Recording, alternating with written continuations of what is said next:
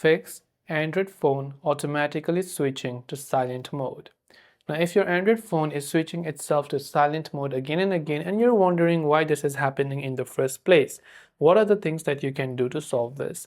Now, in order to solve this, first of all, check the volume, which is the media volume, and check if it is working just fine. So I have increased this volume and see if it is decreasing itself to the maximum or the minimum, sorry. So if you're increasing it and it is just decreasing itself, then chances are you could have a faulty volume button which might need some repairing. So check if that is not the case.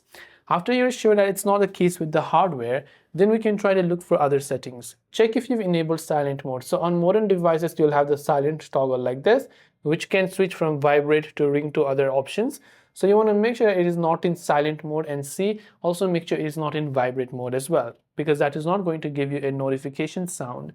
You also want to check if you have enabled something like do not disturb. I have only enabled do not disturb because I'm making this video right now and recording. So I have enabled do not disturb mode, but you want to make sure to disable that as well.